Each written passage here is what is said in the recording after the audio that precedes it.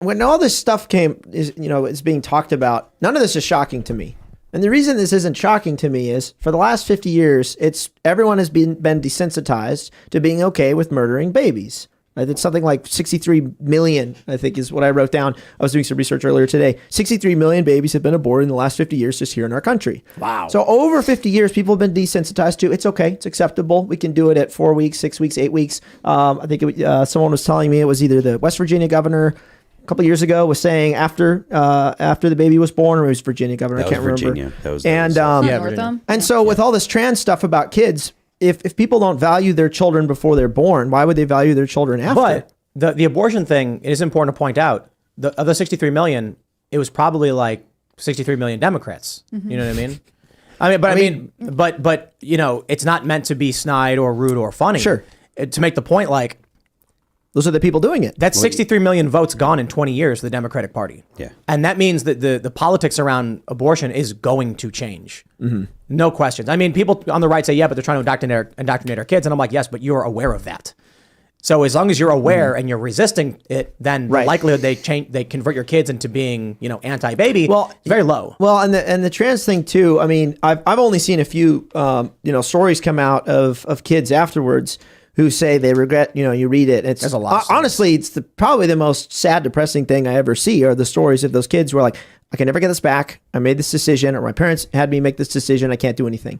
And I feel like, in the next 5 years, those are going to blow up. There's going to be a lot more of those, or the suicide rate's going to go up even more. So at what point are people really going to ask the question, or are they going to squish all those stories and just keep doing it? We've seen it before. I mean, there have been practices that have been banned. Lobotomies are banned. Yep. They would go to people and say, I think the appropriate treatment for your child is for us to remove a portion of their frontal lobe through their nose or something like that. And then they would turn their kids into zombies. Wasn't there like a Kennedy? Yeah, it's Rosemary Kennedy. She's the first daughter. So it was Joe, John, and then Rosemary. And she had, they believe, didn't have enough oxygen when she was born. She always had some sort of brain disorder, and it became progressively worse. And her parents eventually heard, hey, there's this cool new treatment. It might be able to help. And they were desperate. I mean, I think everyone looking back recognizes how wrong they were. But when you don't have the information, I can understand. Hindsight's always 20/20. Right. Yeah. But even then, there was enough. I mean, I think at the time when she had her lobotomy, it was only 100 people had undergone them, which already seems like too many. But again, if you didn't know, and if they're,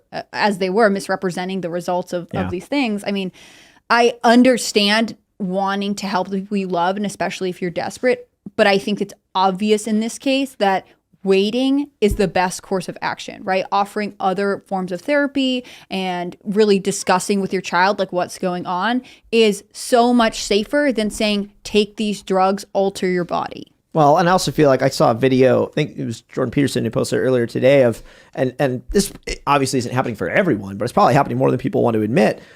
There was this a bunch of TikTok videos of this dad with his trans daughter, and the report was that he was using her for likes and attention. And that right there it has all sorts of problems with it. But I would be curious how many parents are going through with this to keep up with the Joneses. Yeah. It is now the new thing. Oh yeah, my kid's trans too. Yours is too. Hey, I'm doing this, and I mean, the kid's just a pawn. Bill Barr mentions it. We're seeing it in California, but not Ohio.